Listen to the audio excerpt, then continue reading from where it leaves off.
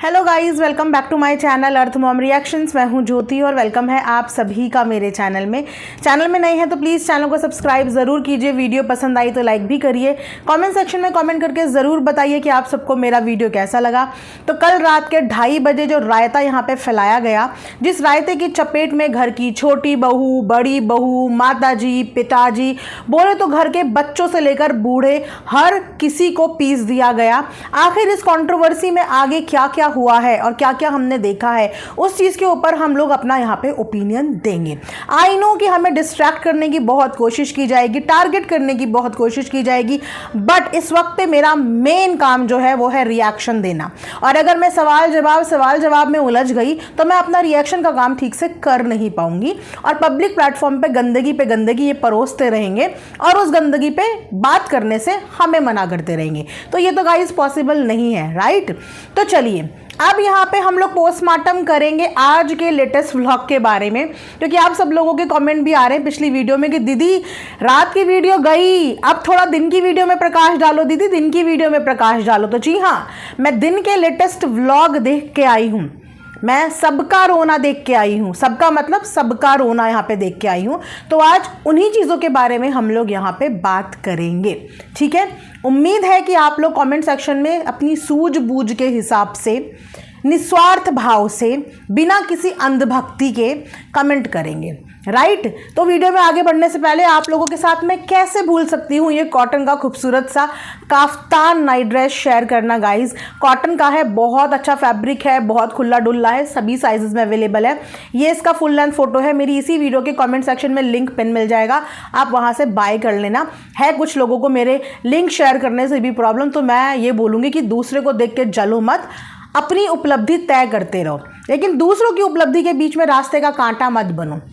मैं जानती हूँ कि चाहे कोई ऊपर चला जाए, चाहे कोई ऊपर जा रहा हो, हर एक इंसान से एक इंसान को जलन बहुत होती है। तो ये जलन आपको वापस, हम तो यहाँ काम करने आए हैं, लेकिन ऐसा काम करने नहीं आए हैं जहाँ पे हमें खुद के घर की बहू को बदनाम करना पड़ जाए, है ना, छोटे छोटे बच्चों को बदनाम करना पड़ जाए, अपने परिवार का तमाशा बनाना पड़ जाए। ऐसे काम करने से लाख गुना अच्छा है कि इंसान घर में निठल्ला बैठ जाए, जहाँ पे अपने परिवार को बदनाम करने की नौबत आए, ठीक है? तो यहाँ पे मैं बात करूँगी आज बड़ी बहू के बारे में। आप लोगों ने देखा बड़ी बहू को फ़ोन पे बात करते हुए, बहुत ज़ोर ज़ोर से रोते हुए, अपने दुख का इजहार करते हुए, जो दुख हम पिछले काफ़ी समय से सोशल मीडिया पे देख रहे हैं। और ऐसा नहीं है कि इस दुख के साथ हम रिलेट नहीं करते, इस दुख के साथ हम बिल्कुल रिलेट करते हैं, लेकिन इस दुख के साथ ही सिर्फ रिलेट करते हैं ऐसा नहीं हो सकता।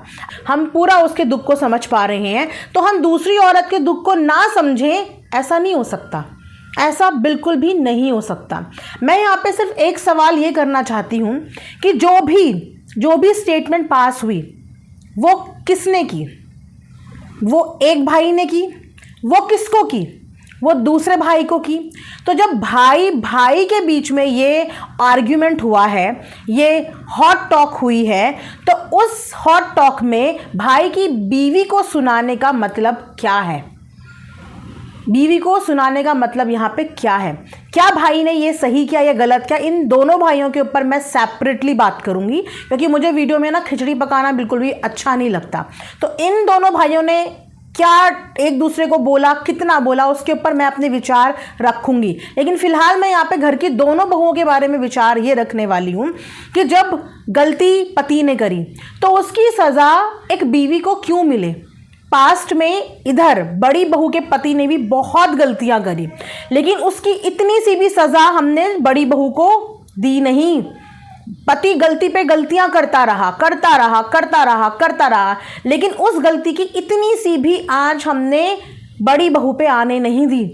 हमने बिल्कुल कभी ये नहीं बोला कि इसकी गलती नहीं है, इसकी गलती है, इसकी वजह से नहीं है, इसकी वजह से है। अरे हर कोई इंसान यहाँ पे मैच्योर है, अपनी ज़ुबान की जिम्मेदारी सामने वाले बंदे की ही है। और अगर ये बात बार बार बोली जा रही है कि अपने पति को कंट्रोल क्यों नहीं करती, अपने पति को कंट्रोल क्यों नहीं करती, तो अनफॉर्चुनेटली तो आप दोनों के ही पति आप दोनों के कंट्रोल में हैं ही नहीं। और अगर ये पति कंट्रोल में होते तो बहुएं तो इस घर में बाद में आई है, इससे पहले, उससे पहले और सबसे पहले भी इस घर में कंट्रोवर्सी देखने को मिली है। जिस वक्त पे इनकी और इनके पति की दोनों की कंट्रोवर्सी अपने ससुराल में चल रही थी, उस वक्त पे किसके कंट्रोल में कौन था? उस वक्त पे तो बड़ी बहू भी अपनी सास को ऊटपटांग चीज़ें बोल रही थी, बेटा अपनी माँ को सौतेली बोल रहा था। मतलब किस लेवल की क्या चीज़ें यहाँ से बैठ के वहाँ और वहाँ से बैठ के यहाँ नहीं बोली जा रही थी। उस वक्त पे कंट्रोल करने के लिए और उस वक्त पे भड़काने के लिए कौन आ रहा था? इतनी श्योरिटी के साथ आप पब्लिक प्लेटफॉर्म पे on social media global defamation किसी औरत की ये कैसे कर सकते हैं कि तुम ही करवा रही हो, तुमसे ही हो रहा है, तुमने ही किया है? ऐसे कैसे एलिगेशन लगा सकते हो? आपका तकलीफ, आपकी दर्द अपनी जगह है और ये कोई दर्द, ये कोई तकलीफ ऐसी नहीं है कि जिससे आपको निजात नहीं मिल सकता। बिल्कुल मिलेगा, समय आने पे सब कुछ होगा। लेकिन जिसने बोला आप उसको 100 बातें सुनाओ, जो बोलना है उसको बोलो। लेकिन जिस औरत ने कुछ किया नहीं, आप उसके ऊपर पब्लिकली ये ब्लेम लगा रहे हो और हैरानी की बात यह है कि उसका वीडियो शूट कर रहे हो। इतने दुख के पल में भी ये ध्यान रह रहा है कि इस चीज़ को रिकॉर्ड करना है और रिकॉर्ड करके सोशल मीडिया पे डालना है। और उस रिकॉर्डिंग में क्या दिख रहा है? उस रिकॉर्डिंग में ये दिख रहा है कि किस तरीके से एक जेठानी अपनी देवरानी के ऊपर इतना ज़्यादा चिल्ला रही है, इतना ज़्यादा उसको कोस रही है, इतना ज़्यादा उस पर नाराज़ हो रही है, और वो देवरानी ने बदतमीज़ी में एक शब्द नहीं बोला, एक शब्द नहीं। ऐसे ही उस लड़की ने पब्लिक का दिल नहीं जीता है, ऐसे ही नहीं जीता है, क्योंकि ये ज़ुबान है, इसे खोलना हर किसी इंसान को आता है। लेकिन इस ज़ुबान को कहाँ खोलना है, कब खोलना है, कैसे खोलना है, ये पता होना बहुत ज़रूरी है। अगर ये ज़ुबान उस इंसान के लिए खुले जिसने गलती करी है, तब हम इस चीज़ को बिल्कुल ठीक मानेंगे। लेकिन ये ज़ुबान एक ऐसी लेडी के लिए खुल रही है जिसको कुछ पता नहीं, जिसकी कोई गलती नहीं, जिसका पति कुछ कर रहा है और उसकी सज़ा पत्नी को मिल रही है। क्या इस देवर ने इससे पहले इन लोगों के ऊपर एलिगेशंस नहीं लगाए? क्या इस देवर के साथ पहले इन लोगों की लड़ाई नहीं हुई? जब तक तो उसकी शादी भी नहीं हुई थी, तब माँ बेटे मिलकर इनसे लड़ते थे ना। उस वक्त पे तो ये देवरानी बीच में नहीं थी ना, तो उस वक्त पे भी फ़ोन करके ऐसे ही झाड़ा किसी को।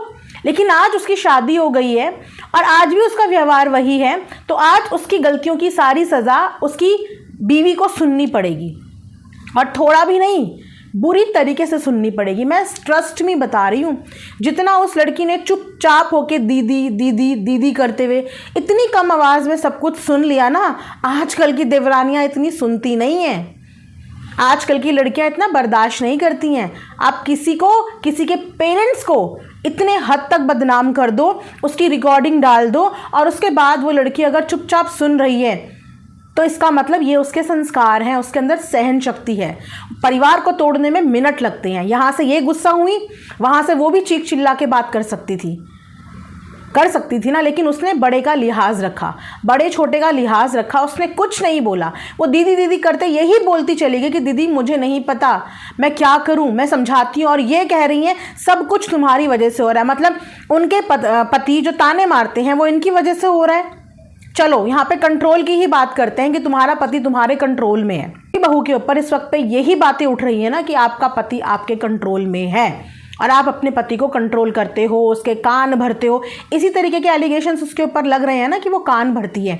तो मुझे एक बात बताओ, जब गोद भराई वाले दिन ऊपर बात हुई थी और उस बातचीत में सिर्फ छोटी बहू और बड़ी बहू थी, तो ये बात आज सोशल मीडिया पे कैसे आई? आज ये बात उनके जेठ द्वारा सोशल मीडिया पे कैसे आई? किसने बताई? वो बड़ी बहू ने अपने पति को बताया। इसको कान भरना कहेंगे हम? एक पति पत्नी के बीच में घर की दिनचर्या को लेकर हर बात होती है, आप उन बातों को कान भरना नहीं बोल सकते।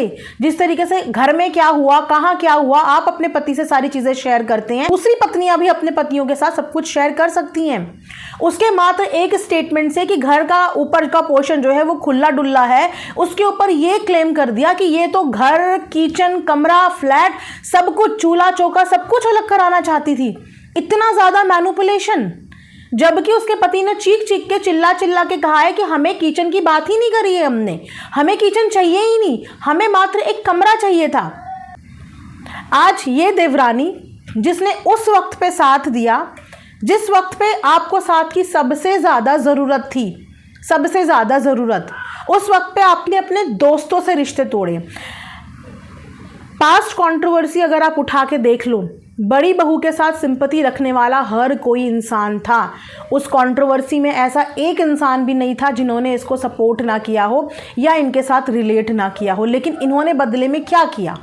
हर उस इंसान के साथ इन्होंने रिश्ता ख़त्म कर दिया, हर उस इंसान के साथ रिश्ता तोड़ दिया, दोस्ती तोड़ दी जो उस समय पे इन्हें सपोर्ट कर रहा था, हर उसके साथ। यहाँ तक कि अंशु के साथ भी सिर्फ इनसिक्योरिटी की वजह से रिश्ता ख़त्म हो गया, उससे भी दूरियां बना ली।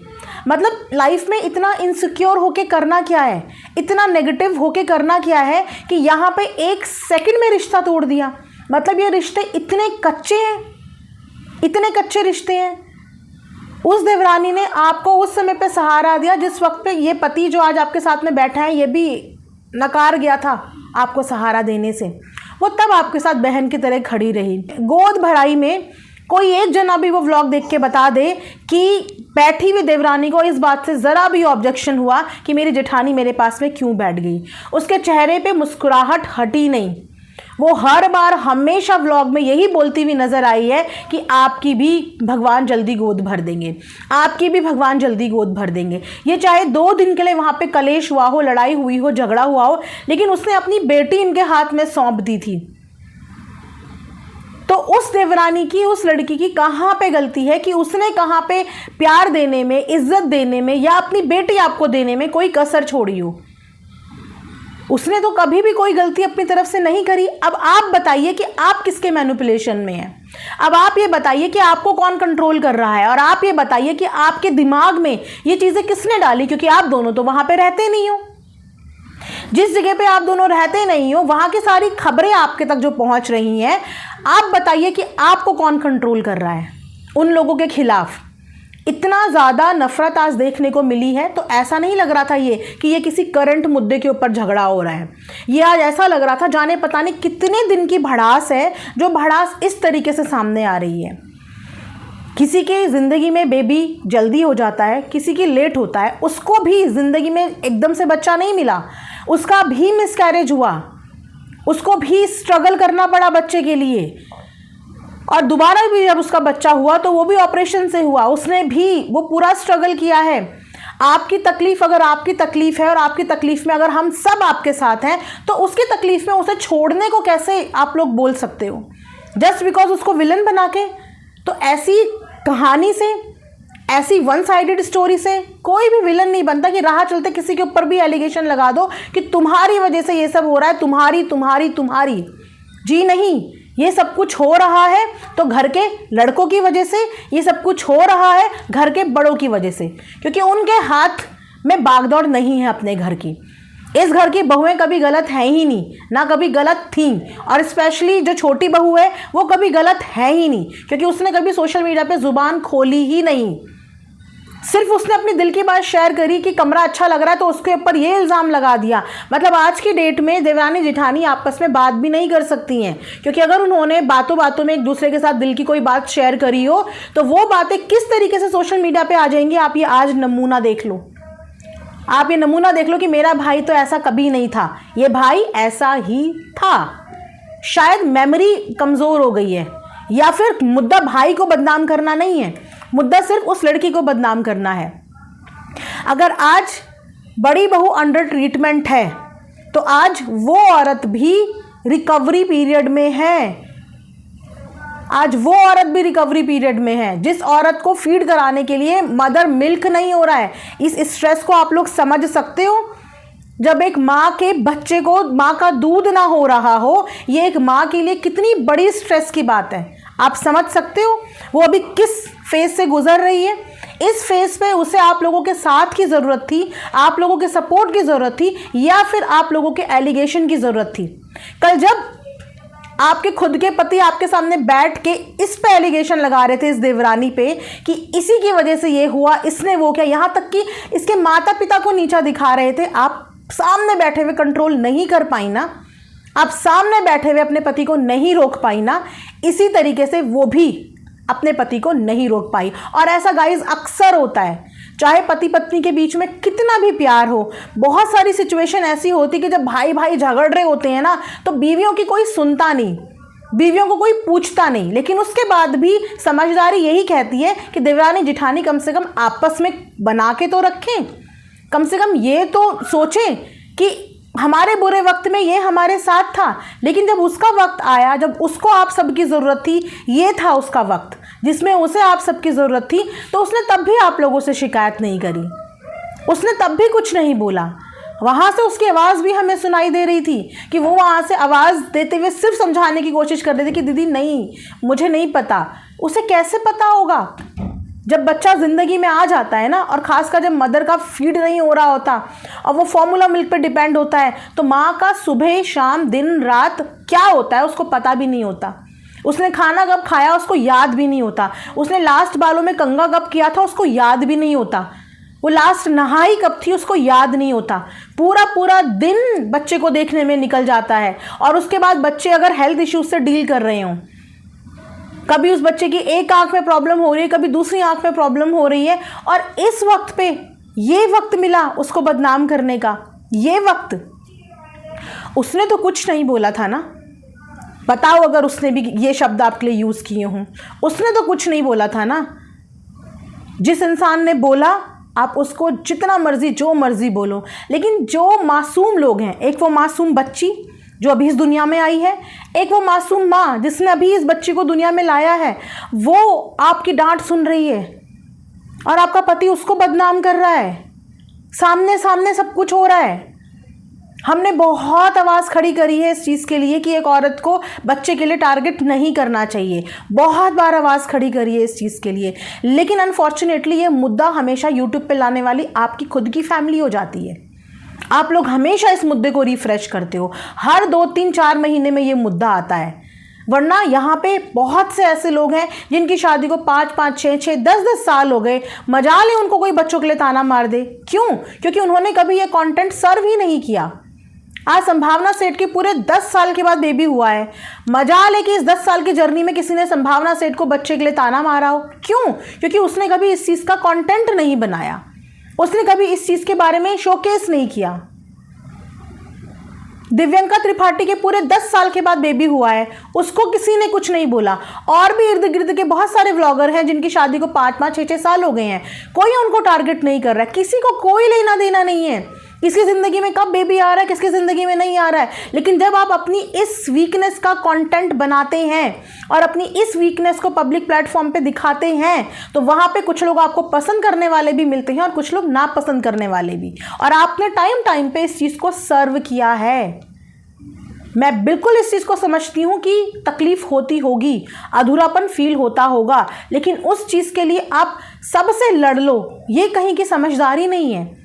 उस चीज़ के लिए आप सबसे लड़ लो। आपको अपनी तकलीफ़ अगर आज दिख रही है ना कि आपकी इस वक्त पे क्या तकलीफ़ है, आपसे ज़्यादा इस वक्त पे उस औरत को तकलीफ़ होगी जो जस्ट अभी सी सेक्शन करवा के आई है, जिसकी गोद में अभी 15-20 दिन की बच्ची है। इस समय वो आपसे ज़्यादा तकलीफ़ में होगी। इस समय उसको ज़्यादा प्यार पैम्परिंग और स्ट्रेस में ना रहने की उसको सबसे ज़्यादा ज़रूरत है, क्योंकि उसके हाथ में इस समय पे बच्चा है, जो बच्चा अपनी माँ से जुड़ा हुआ है, जिस बच्चे की देखभाल उस माँ को करनी है। एक माँ का खुश रहना बहुत ज़रूरी होता है जब उसका बेबी 10-15 दिन का हो। मुझे बिल्कुल समझ में नहीं आया कि उस औरत के ऊपर क्यों चिल्लाया गया।